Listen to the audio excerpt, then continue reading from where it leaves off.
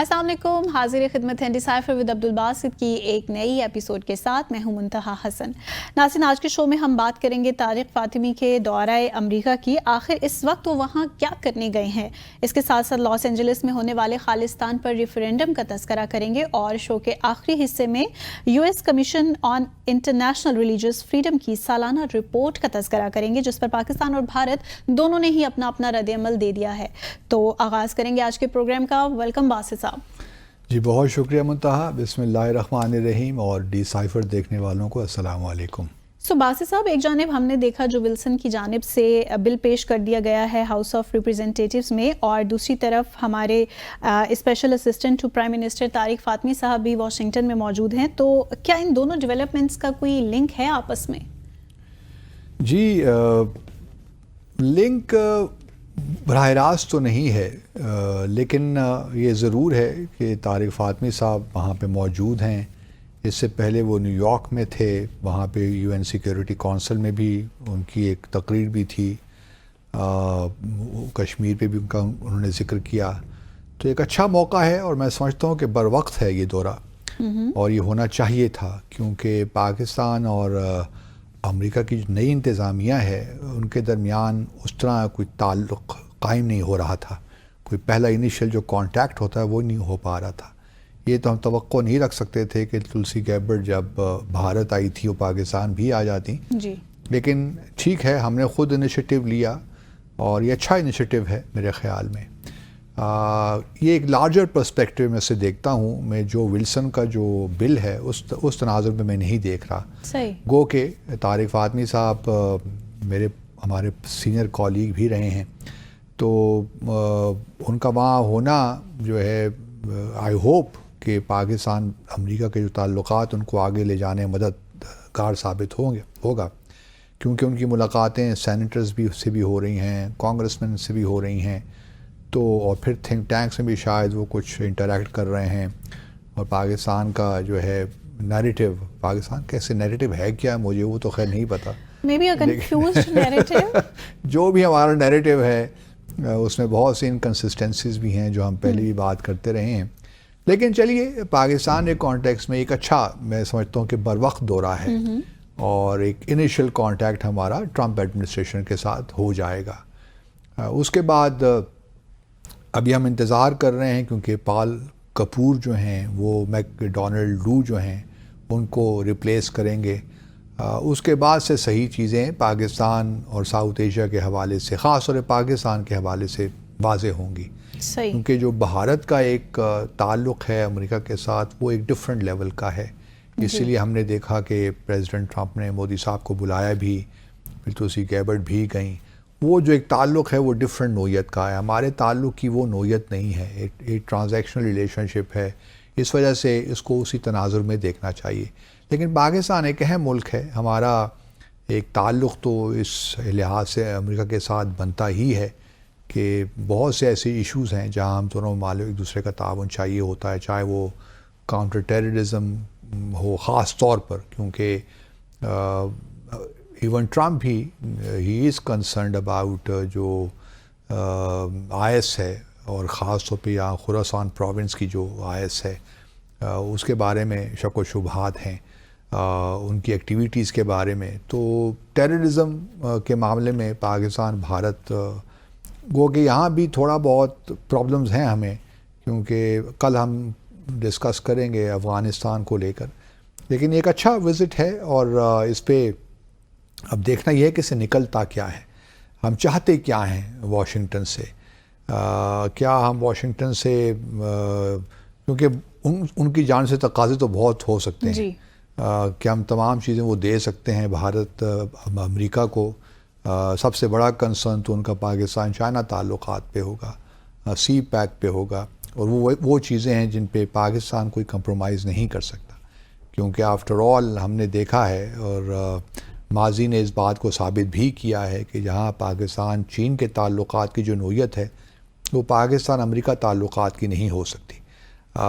تو اس وجہ سے طارق فاطمی صاحب کا یہ دورہ جو ہے اہمیت کا حامل ہے، کیونکہ ہمارا پہلا کانٹیکٹ ہوا ہے. اس لیول پہ. لیکن یہ پہلا کانٹیکٹ ہی امپورٹنٹ بھی ہوتا ہے. ہم نے دیکھا ہے کہ جب سے یہ ٹرمپ آئے ہیں, ان کی نئی انتظامیہ آئی ہے, پاکستان کو لے کر ان کا جو موقف رہا ہے وہ پاکستان کی پرفارمنس سے ہمیں بہت زیادہ خوش نہیں دکھائی دی ہے, چاہے وہ ایڈ کا معاملہ ہو, چاہے وہ ٹیررزم کا معاملہ ہو. تو آپ کو کیا لگتا ہے کہ یہ ریئلائزیشن ہم ٹرمپ انتظامیہ کو کروانے میں کامیاب ہو پائیں گے طارق فاطمی صاحب, یا یہ جو دورہ ہو رہا ہے کہ پاکستان کی جتنی بھی ایفرٹس ہیں ٹیررزم کو لے کر, اور جتنے ہمیں بارڈرز کی جانب سے ٹینشنز آتی ہیں اباؤٹ ٹیررزم؟ نہیں, تھوڑی سی تصحیح ضروری ہے منتہا, کیونکہ ٹرمپ ایڈمنسٹریشن کو ہم نے ایک آئس خراسان کا بندے ابھی حوالے تو کیا نا, ایک بندے کو, اس پہ تو ٹرمپ نے اپنی نہیں, it's not enough, but state of the union مزاج کے مطابقت نہیں رکھتا نا یہ سچویشن. ٹرمپ نے اپنے state of the union address میں پاکستان کو شکریہ ادا کیا, تو یہ بہت بڑی بات تھی. ایسے ہوتا نہیں ہے عموماً. تو لیکن یہ ہماری تاریخ تو تلخ رہی ہے نا, تلخ رہی ہے, لیکن ایک آغاز تو اچھا ہوا ہے نا. ہم نے ان کے آتے ہی ایک ٹیررسٹ کو ان کے حوالے کر دیا, پھر پریزیڈنٹ ٹرمپ نے پاکستان کا شکریہ بھی ادا کیا.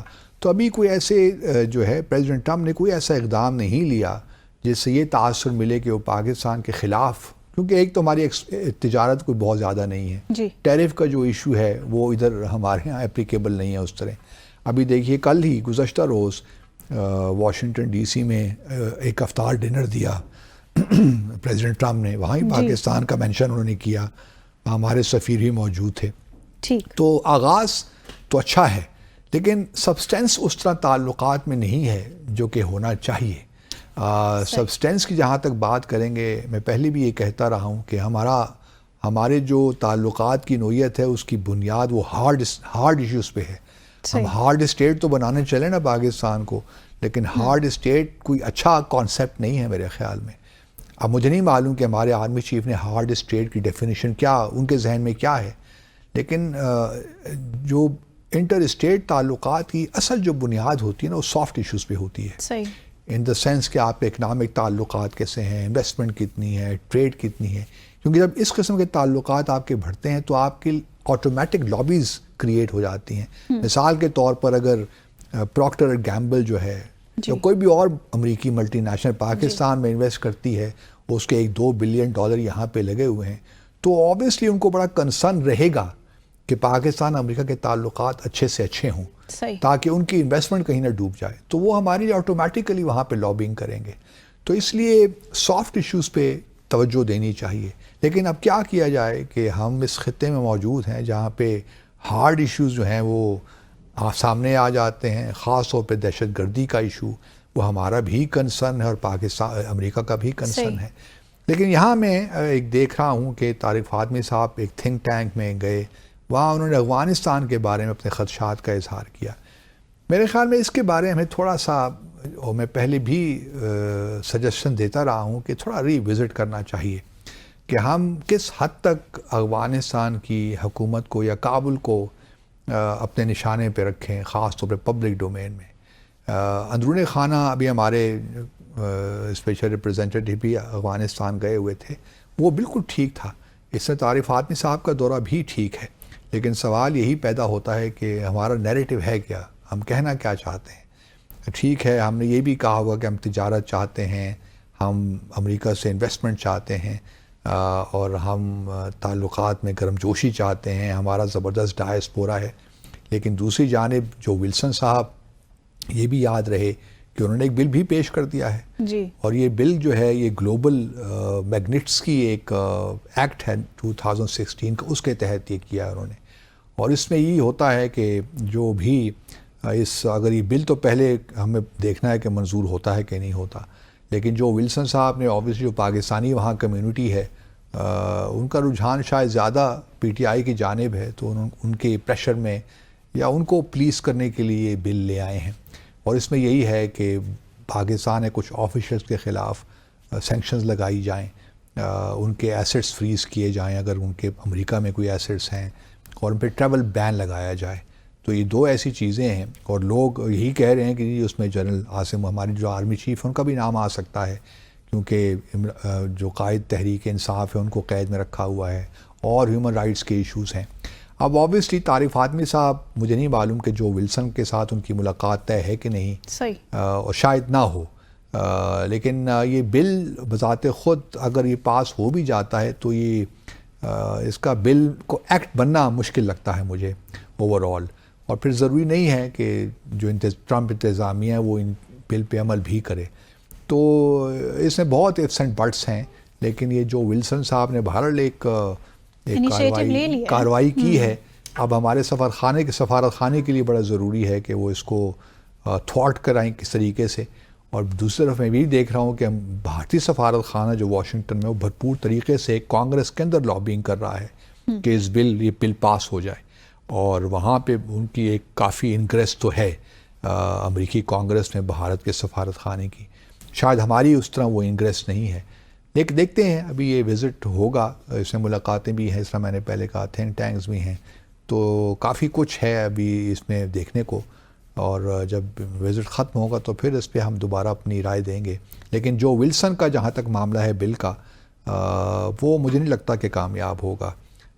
پاکستان بہرحال اگر وہ ہو بھی جاتا ہے تو اس میں پھر سینٹ بھی ہے، پھر پریزیڈنٹ صاحب کی طرف آئے گا ٹرمپ کی جانب، تو اس پہ عمل درآمد نہیں ہے. کیونکہ ہمارے بہرحال جو تعلقات سے میں نے کہا نا ہارڈ ایشوز ہیں، کاؤنٹر ٹیررزم کے ایشوز ہیں اور ایشوز ہیں، اس میں لا محالہ امریکہ کو ہماری آرم فورسز کی بھی مدد چاہیے، ہماری سیکیورٹی ایجنسیز کی، انٹیلیجنس ایجنسیز کی مدد چاہیے. تو اس لیے میں نہیں دیکھ رہا کہ یہ بل پاس یا اڈاپٹ ہو جائے گا. صحیح. باسط صاحب یہاں لیں گے مختصر سا وقفہ. ناظرین ہمارے ساتھ رہیے گا. Welcome back after the break. So Basit Sahib, ہم نے کچھ نوٹس کیا کہ پچھلے کچھ عرصے میں خالصتان کو لے کر کافی زیادہ ڈیولپمنٹس ہم نے دیکھی. جیسے حال ہی میں ایک لاس اینجلس میں ایک ریفرینڈم ہو گیا ہے. کیا اس کو بھارت کی سفارتی ناکامی تصور کیا جا سکتا ہے؟ خالصتان کا ذکر آتا ہے تو آپ بہت مسکراتی ہیں، بڑی خوش ہوتی ہیں. میں نوٹ کر رہا ہوں یہ. اچھا، جہاں تک دیکھیے، پرائم منسٹر مودی صاحب گئے واشنگٹن، اس سے پہلے جے شنکر صاحب نے اناگوریشن بھی اٹینڈ کی ٹرمپ صاحب کی. پھر مودی صاحب کی 13 فروری کو ملاقات ہوئی وائٹ ہاؤس میں، اور اس کے بعد پھر ابھی حال ہی میں بلکہ اس وزٹ پہ بھی مودی صاحب کی ملاقاتیں تلسی گیبرٹ سے بھی ہوئیں، جو ڈائریکٹر آف نیشنل انٹیلیجنس ہیں. ان کی ملاقاتیں شاید کیش پٹیل کے ساتھ بھی ہوئیں جو FBI کے ڈائریکٹر ہیں. تو کافی ملاقاتیں انہوں نے کیں.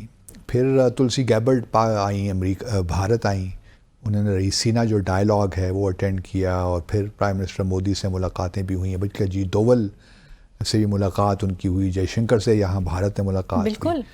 تو ٹاکنگ پوائنٹس جہاں تھے، ایک ٹاکنگ پوائنٹ یہ بھی تھا کہ آپ یہ جو خالصتان کے معاملات چل رہے ہیں ویسٹرن دنیا میں، اس کو ختم کریں. یہ جو سکس فار جسٹس سے ایک موومنٹ شروع ہو چکی ہے، ایک تنظیم بنی ہے جسے کو فاؤنڈر ہیں یہ گرپت ون سنگھ پنن، جس کو بھارت نے 2023 میں قتل بھی کروانے کی کوشش کی تھی. اور اب اس پہ بڑا کیس بھی چل رہا ہے. اس کو انہوں نے کہا کہ جی آپ ختم کریں. اور یہ جو ان کی ایکٹیویٹیز ہیں، چاہے وہ امریکہ میں ہوں یا کینیڈا میں ہوں یا UK میں ہوں، یہ ہمارے لیے درد سر بنا ہوا ہے. اور یہ خالصتان کا جو ڈائسپورا ہے بڑا ایکٹیو ہے، تو یہ نہیں ہونا چاہیے. اب وہ ان کے لیے مشکل ہے، کیونکہ ان کے اپنے قوانین جو ہیں تا وقت کہ وہ وائلنٹ نہیں ہوتے، وہ اپنی ایک پولیٹیکل اسٹرگل کر رہے ہیں، تو ان کو آپ مجبور تو نہیں کر سکتے نا کہ آپ ان ایکٹیویٹیز کو بند کریں. اب یہ خالصتان نے ایک نیا ریفرینڈم حال ہی میں کروایا ہے لاس اینجلس میں، اور اگلا ریفرینڈم ہونے جا رہا ہے واشنگٹن DC. اور یہ نئی بات نہیں ہے، پچھلے کئی سالوں سے یہ ریفرینڈم ہو رہے ہیں. اور یہ متحرک کرنے کی ایک محسوس کرتی ہے سکس فار جسٹس جو موومنٹ ہے خالصتان کے لیے، کہ لوگوں کو، سکھوں کو متحرک کریں. امریکہ میں تقریباً آپ کہہ لیجئے 3 لاکھ کے قریب سکھ موجود ہیں، اور اچھی بڑی کمیونٹی ہے، اور ایکٹیو بھی ہیں، اور اچھے ویل پلیسڈ بھی ہیں یہ لوگ. تو اب جو ریکویسٹ بھارت نے کی تھی مودی صاحب سے لے کر جے شنکر صاحب اور پھر اجیت دوول صاحب نے کہ ان کی ایکٹیویٹیز کو آپ روکیں، وہ تو مجھے نہیں لگتا کہ امریکہ کوئی اس میں زیادہ دلچسپی شو کر رہا ہے. لیکن یہ ضرور دیکھنے والی بات ہوگی کہ جو کیس چل رہا ہے، یا جو نیو یارک کی ایک کورٹ نے طلب بھی کیا ہے اجیت دوول، وہ چیزیں میرے خیال میں تھوڑی دب گئی ہیں. اب دیکھنا یہ ہے کہ ٹرمپ ایڈمنسٹریشن کس حد تک اب یہ جو پنن کا کیس ہے اس کو کس حد تک پرسو کرتی ہے. یہ ایک تھوڑا بہت ہمیں اندیا دے گا کہ ٹرمپ ایڈمنسٹریشن تھوڑی بہت فلیکسیبلٹی شو کر رہی ہے ٹورڈز دا انڈین گورنمنٹ. لیکن دوسری جانب پنن صاحب نے بھی آرام سے تو نہیں بیٹھنا, انہوں نے اپنی ایکٹیویٹیز جاری رکھنی ہیں. سو تا وقت ہے کہ پنن صاحب اور یا سکس فار جسٹس جو موومنٹ ہے اس کی ایکٹیویٹیز پہ ٹرمپ ایڈمنسٹریشن کچھ نہ کرے, یا کینیڈین جو گورنمنٹ ہے وہ کچھ زیادہ ایکشن نہ لے, یا پھر یو کے کی گورنمنٹ, تو وہ بھی پنن صاحب بھی مائنڈ نہیں کریں گے اگر جو ان کے خلاف ایک کانسپریسی ہوئی تھی وہ اس کو تھوڑا بیک برنر پہ ڈال دیا جائے, کیونکہ ان کے لیے زیادہ اہمیت کی حامل یہ ہے کہ سکس فار جسٹس کی ایکٹیویٹیز ہیں اس پہ کوئی قدغن نہ ہو, کوئی لمیٹیشن, اس پہ کوئی ریسٹرکشنز نہ ہو, کیونکہ وہ چاہتے ہیں کہ وہ ایک جو اسٹرگل کا پروسیس ہے وہ چلتا رہے. اب کیش پٹیل بھی شاید جلد ہی آ جائیں بھارت دورے پہ, اور تلسی گیبرڈ نے تو کر ہی لیا. اس کے بعد پھر CIA کے ڈائریکٹر ہیں جان ریڈ کلف.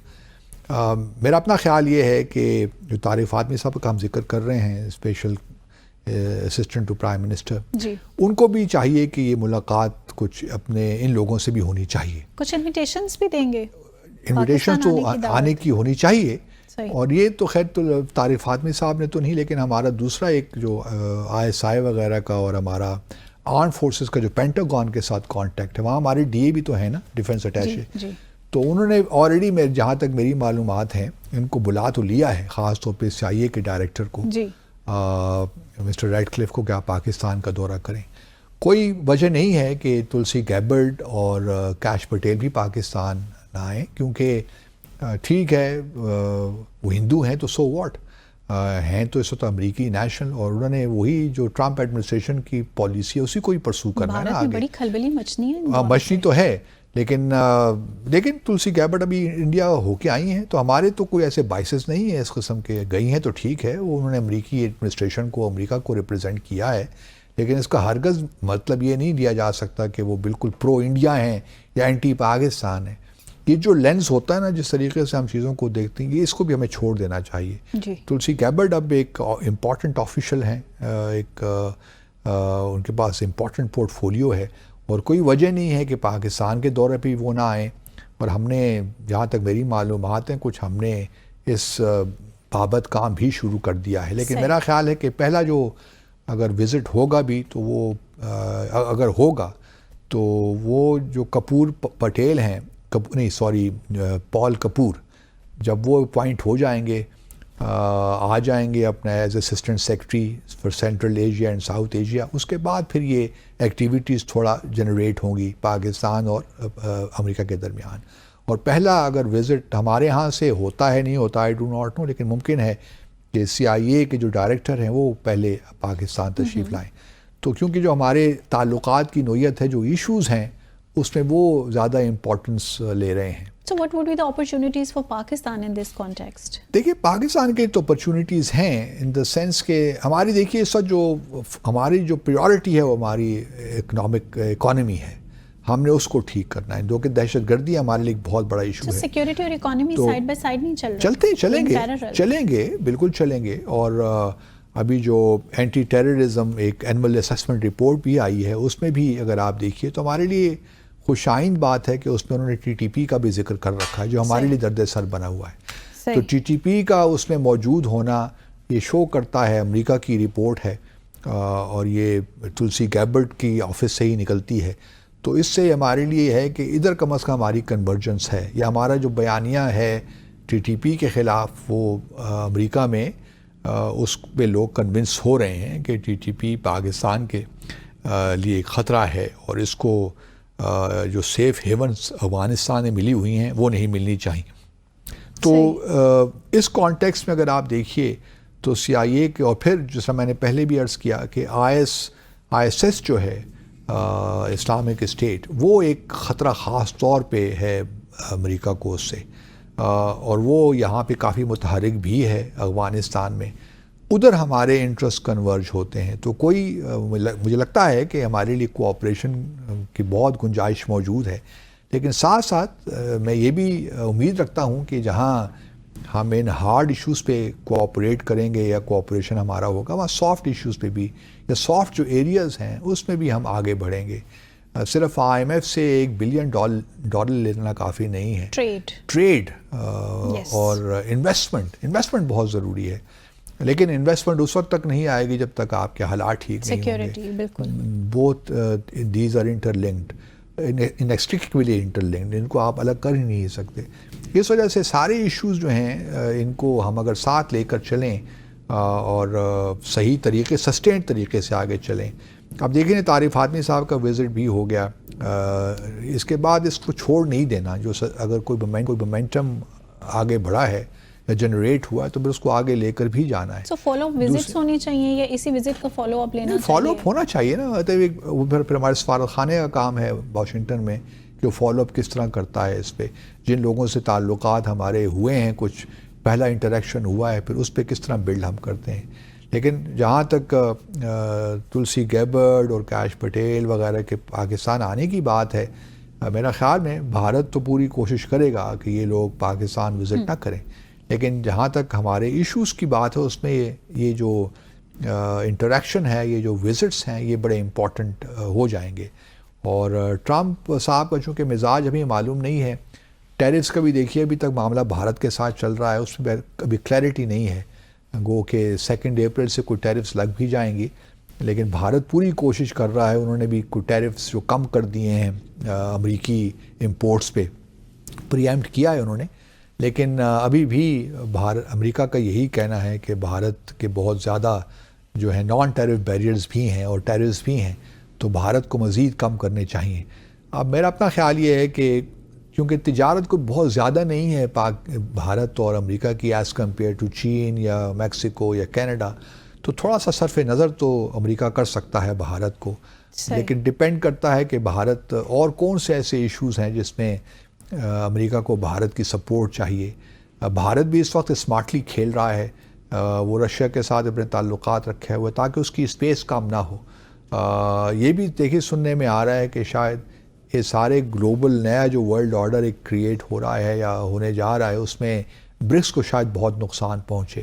کیونکہ اس وقت امریکہ کی کوشش یہی ہے کہ وہ کس طریقے سے روس کو اپنی طرف کھینچے چائنا سے. اور پریزیڈنٹ پیوٹن بھی اپنا, وہ بھی بڑے اسمارٹ اسٹیٹسمین ہیں, وہ اتنی آسانی سے ان کا رجحان یا جھکاؤ نہیں ہوگا. پریزیڈنٹ ٹرمپ, ان کو پتہ ہے کہ پریزیڈنٹ ٹرمپ صرف 4 سال کے لیے, اور وہ دیکھ رہے ہیں بیانڈ ٹرمپ, وہ کوئی ایسا کام نہیں کریں گے جو کہ ان کے ایک لانگ ٹرم جو ان کا ریلیشن شپ ہے چائنا کے ساتھ وہ کمپرومائز ہو یا ویکن ہو کسی طور بھی. تو بہت سے عوامل ہیں, اور پاکستان کے لیے بھی اس میں اپرچونیٹیز ہیں. جب بھی نئی حکومت آتی ہے ایک ونڈو تو ملتی ہے آپ کو اپرچونیٹی کی. اب آپ پہ ہے کہ آپ کس طرح اس کو استعمال کرتے ہیں. تو مجھے اس بات پہ اگین خوشی ہے کہ طارق فاطمی صاحب گئے ہیں, لیکن اب دیکھنا یہ ہے کہ اس کو ہم کس طریقے سے آگے 4 سال لے کر چلتے ہیں. تو باسط صاحب آپ نے جیسے رشیا کی بات کی کہ رشیا کو کھینچنا چاہ رہا ہے, چائنا کے ساتھ سے ہٹنا چاہ رہا ہے, آپ کو نہیں لگتا چائنا کو بھی کھینچنا چاہ رہے ہیں صدر ٹرمپ؟ چائنا کے بارے میں کچھ کہا نہیں جا سکتا کیونکہ چائنا میں ابھی شی کے ساتھ ابھی کچھ اس طرح معاملات طے نہیں ہو رہے ہیں. ابھی دیکھنا ہے کیونکہ نہیں ان پر بھی انیشیٹو آئے گا, لیکن پہلے یہ یوکرین اور غزہ کا معاملہ حل کرنا چاہتے ہیں. صحیح. Let's take a short commercial break here. Break کے بعد خوش آمدید. باسط صاحب, امریکی کمیشن کی سالانہ رپورٹ آ چکی ہے کہ امریکی حکومت اس رپورٹ کی سفارشات پر بھارت اور پاکستان کے خلاف اقدامات اٹھائے گی.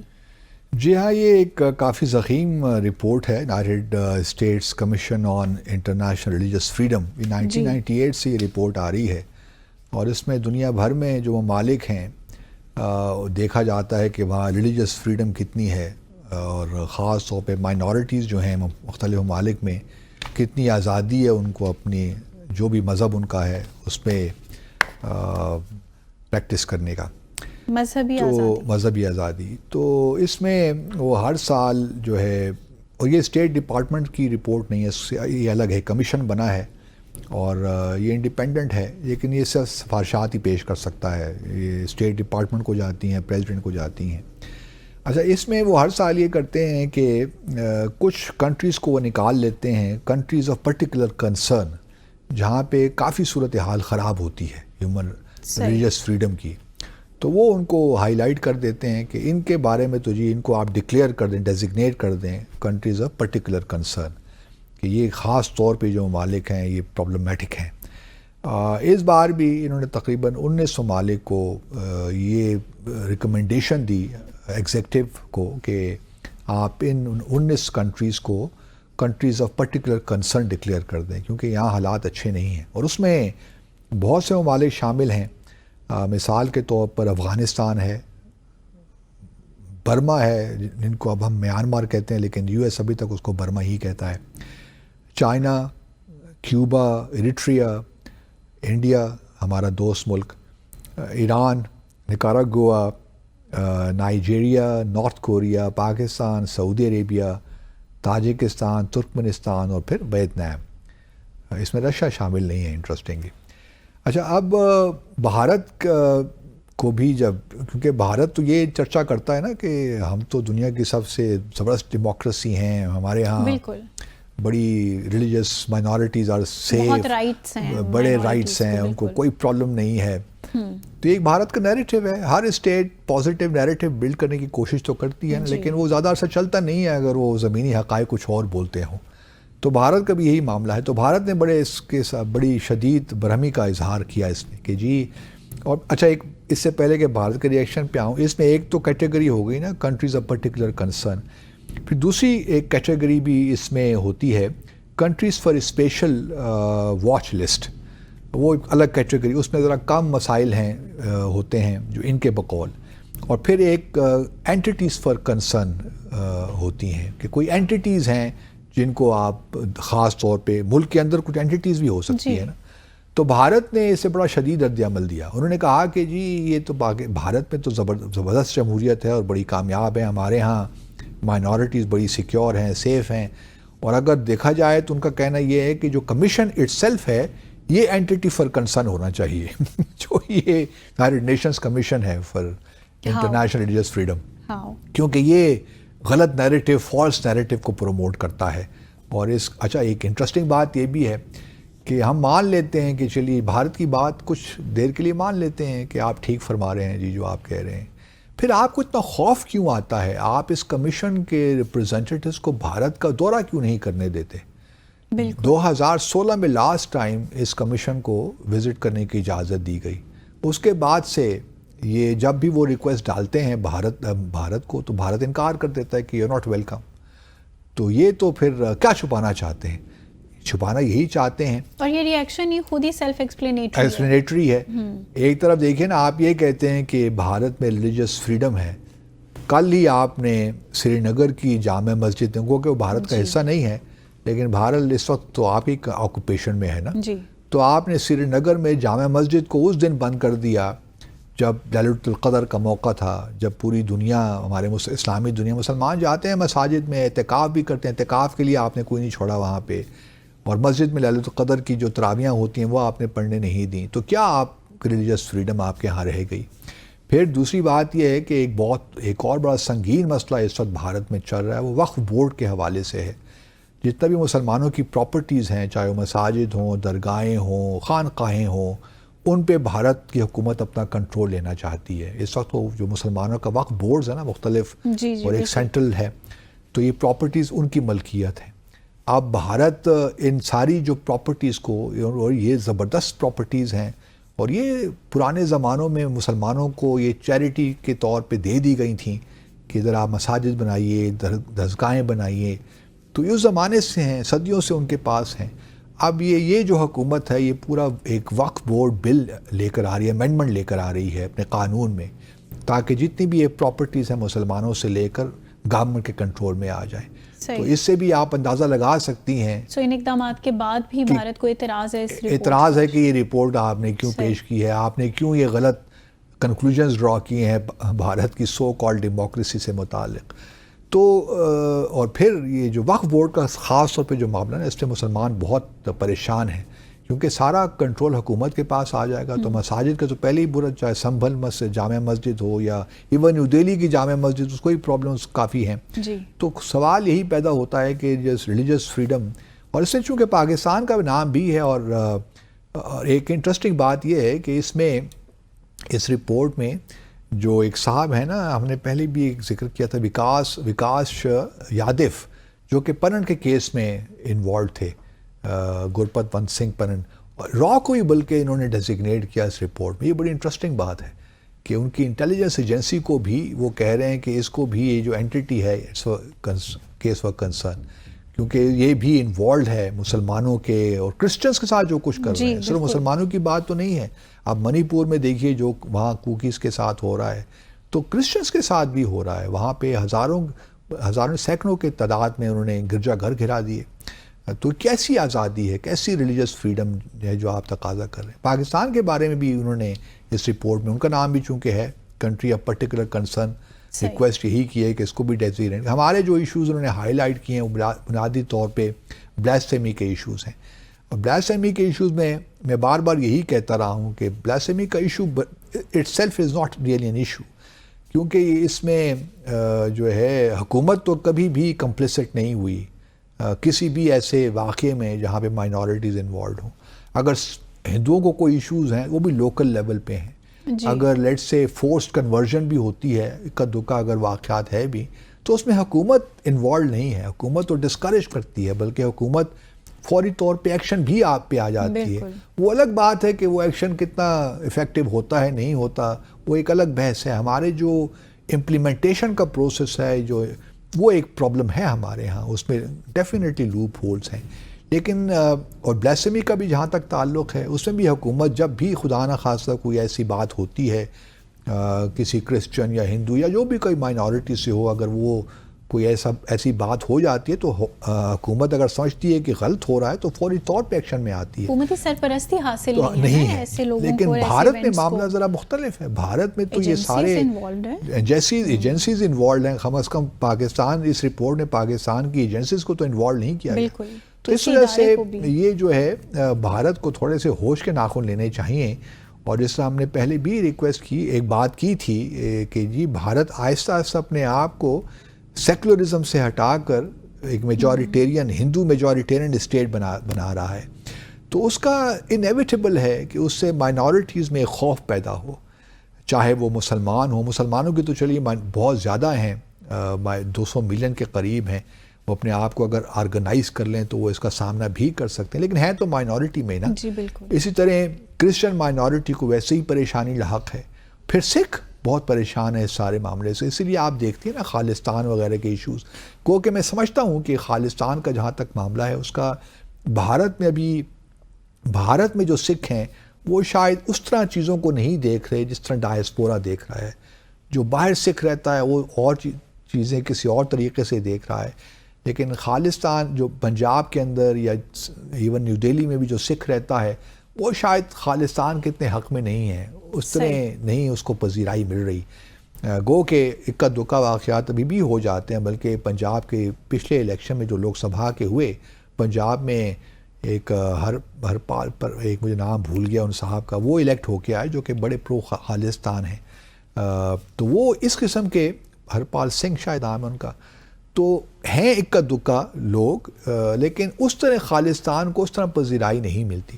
لیکن اگر بھارت کی حکومت نے یہی رویے ان کے رہے، مائنورٹیز کو یہ پش کرتے رہے، دیوار کی جانب لگاتے رہے ان کو، تو پھر کوئی بعید نہیں ہے کہ آنے والے 10 سال 20-30 سال کے بعد یہ جو موومنٹس ہیں سیپریٹسٹ موومنٹس، یہ زیادہ زور پکڑ جائیں. اگر ہندو میجورٹی کا یہی رویہ رہا مائنورٹیز کی جانب تو کچھ بعید نہیں ہے کہ یہ ہو.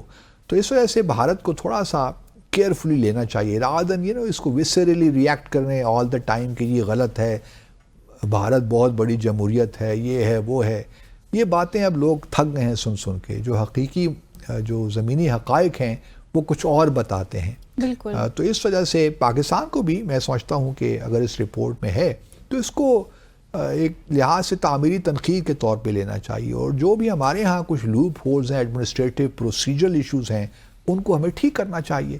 رادر دین ہم نے بھی اس کو ریجیکٹ تو کیا ہے، ٹھیک کیا ہے، یہ ایک ریاست کا تو بنتی ہے، لیکن ساتھ ساتھ میں امید کرتا ہوں کہ اگر مائنورٹیز کو کوئی پرابلمز ہیں تو وہ دور ہونے چاہیے. لیکن آپ نے تعمیری تنقید کی بات کی, یہ بہت امپورٹنٹ ہے کہ, اور میرے خیال سے یہ جو ریجیکشن آپ رپورٹ آتی ہے آپ ریجیکٹ اس کو کر دیتے ہیں, یہ نیریٹو مانتے نہیں ہیں, اس کا ایک سیکنڈ جو میتھڈ ہے, جو زبردست میتھڈ ہے, وہ یہی ہے کہ آپ ایسے اقدامات کر کے دکھائیں کہ آپ اس طرح کی تنقید کی گنجائش ہی نہ رہے. اور ہر جگہ کہیں نہ کہیں امپرومنٹ کی گنجائش تو ہوتی ہے نا. بالکل بالکل. ہمارے پروگرام کا وقت ختم ہوا چاہتا ہے. ناظرین, اسی کے ساتھ ہی آپ سے آج کے پروگرام سے لیں گے اجازت. مزید ملاقات ہوگی آپ سے کل مزید دلچسپ موضوعات کے ساتھ. دیکھتے رہیے گا ڈیسائفر ود عبد الباسط.